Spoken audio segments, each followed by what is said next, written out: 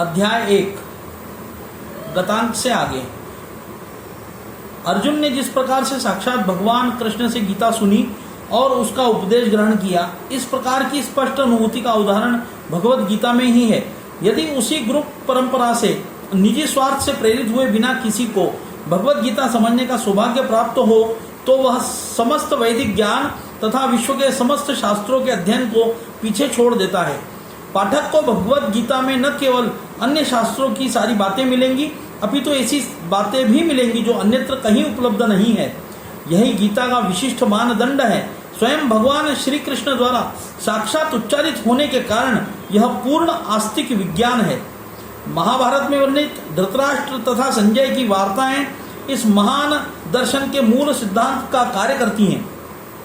माना जाता है इस दर्शन की प्रस्तुति कुरुक्षेत्र के युद्ध स्थल में हुई, जो वैदिक युग से पवित्र तीर्थ स्थल रहा है। इसका प्रवचन भगवान द्वारा मानव जाति के पथ प्रदर्शन हेतु तब किया गया जब वे इस लोक में स्वयं उपस्थित थे।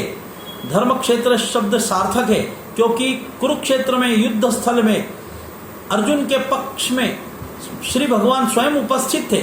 कौरवों का पिता धृतराष्ट्र अपने पुत्रों की विजय की संभावना के विषय में अत्यधिक संदिग्ध था।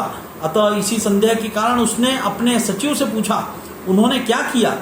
वह आश्वस्त था कि उसके पुत्र तथा उसके छोटे भाई पांडु के पुत्र कुरुक्षेत्र की युद्ध भूमि में निर्णयात्मक संग्राम के लिए एकत्र हुए हैं। फिर भी उसकी जिज्ञासा सार्थक है। वह नहीं चाहता था कि भाइयों में कोई समझौता हो, अतः वह युद्ध भूमि में अपने पुत्रों की नियति, भाग्य, भावी के विषय में आश्वस्त होना चाह रहा था। चूंकि इस युद्ध को कुरुक्षेत्र में लड़ा जाना था, जिसका उल्लेख वेदों में स्वर्ग के निवासियों के लिए भी तीर्थ स्थल के रूप में हुआ है, अतः धृतराष्ट्र अत्यंत भयभीत था कि इस पवित्र स्थल का युद्ध के परिणाम पर न जाने कैसा प्रभाव पड़े। उसे भली भांति ज्ञात था कि इसका प्रभाव अर्जुन तथा पांडु के अन्य पुत्रों पर अत्यंत अनुकूल पड़ेगा, क्योंकि स्वभाव से ही वे सभी पुण्यात्मा थे।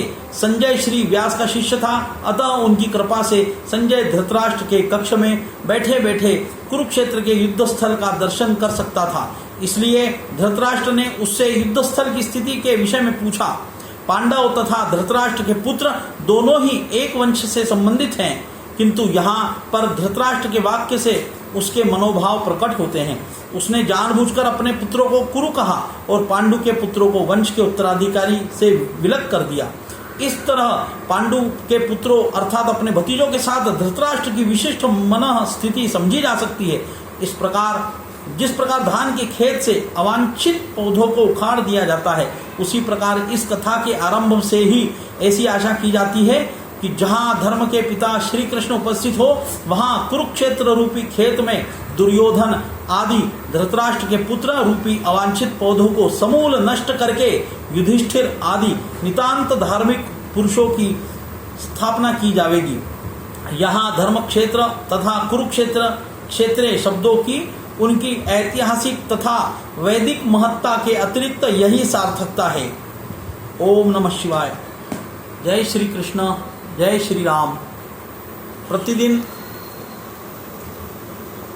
श्रीमद् भागवत गीता का पठन। आज यही, कल गतांक से आगे।